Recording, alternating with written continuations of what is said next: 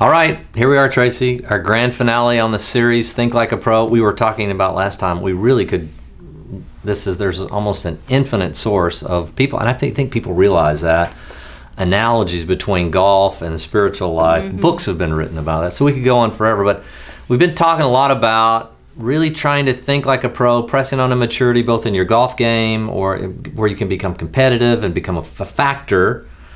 And do you want to be a factor? And now we want to conclude this with why. Sometimes people are concerned about the motivation behind Christian ministry or being an ambassador or all those kinds of things. But let's talk about first your motivation for wanting to even turn pro. What were some of those things that would drive you to get up early, stay late, all the travel and everything else? What were some of those things? I think there were some good and bad for me. Mm-hmm. I think that we're all a mixed bag in that way. Right. So part of it is I wanted to be the best that I could be, mm-hmm. and that I felt like God had given me some natural talents, mm-hmm. and I wanted to steward that well, mm-hmm. and I wanted to compete, and I wanted to win tournaments and earn a living, make money because of this game. Sure. And then there was also this kind of negative aura of expectations that mm-hmm. I lived under. And that's my story. That may not be everybody's story, mm-hmm. but my story was that I had this level of expectations that I felt like I had to meet from other people's perspective. Sure. And my own expectations. Yeah. And sometimes our performance is laced with more stress and anxiety when that's the case. Sure. So I think I carried both of that throughout mm-hmm. my career. Mm-hmm. And there's just sometimes I know we just want to be famous. We want to be, I'm not saying that was suggesting that was who you are, but we want to feel like we matter. We're on the planet. We mean something. This is not just, right? I want people to remember my name. I don't want to mm-hmm. be the faceless person in the crowd.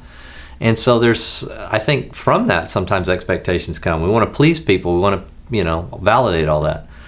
But then you think about the kingdom and you say, well, you shouldn't have any ideas of reward or glory or anything like that. But think about something for a second. The Bible's very clear. It says that Jesus endured the cross for the joy that was set before him. Now that joy included a lot of reward. The nations were going to bow. The kingdoms were going to come in. I'm not saying this is selfish. But then he turns and also tells us that we should think about our ultimate reward. Reward is very often not talked about. We mm-hmm. do it because of piety. We do it because, all those things are true. But to be motivated by this expectation of an end game of pleasing the Lord. Paul says, we make it our ambition to be pleasing to Jesus. And then there's also reward there. Paul, in his letter to the Corinthians, 1 Corinthians 3, a vital study for anybody. 1 Corinthians 3 talks about, we are God's fellow workers, you are God's field, God's building, according to the grace of God which was given to me as a wise master builder. So he had an identity as a master builder. I laid a foundation, another is building on it. Let each man be very careful on how he builds upon it. So when you're applying your spiritual gifts, you want to be very careful about this foundation. And then he goes on and he talks about, look, it's important because some are building with wood, hay, and stubble, mm-hmm. and some are building with gold and silver and precious stones, things that last. So I want to make my life as an ambassador permanent. If I make another $1 million in business, there's no permanency to that. Now, it can become permanent as I give it into the kingdom and advance the kingdom. There's no permanency in winning another golf tournament. Mm-hmm. There's no permanency in all the different things that we clamor to try to do.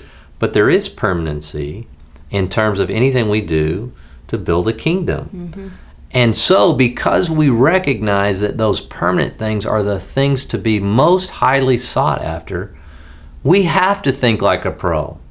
We have to press on to maturity. Otherwise, we're just going to get kind of lost in the crowd. These are not salvation issues, by the way. Right. But it is something that is provoking. So in closing here, as you've come on with links, what are some of those things you've desired? What motivates you to want to reach out to the women, to want to reach out and minister to people? What are some of the big motivating factors? Well, mostly it's because I know that how much God has given me and has saved me from, that my passion is to offer that back to other people. And so as I think of the women who are involved with Links Ministry, is I want to be a face and ears and a voice that they can would be safe, Yeah. and to talk to or to glean from, and that together we can serve Jesus Sure. and share Jesus with other people, Yeah. and grow together. Yeah. And I'm telling you, that is thinking like a pro, right? Because it's outside of Tracy, and that's our heart. I mean, our heart at Links is to serve you, to promote you, to move you toward maturity so that you can go out and steward the beautiful life that God has planned for you for the rest of your days. So Tracy's been great. Always love being with you and your insights, and we look forward to whatever that next series may be.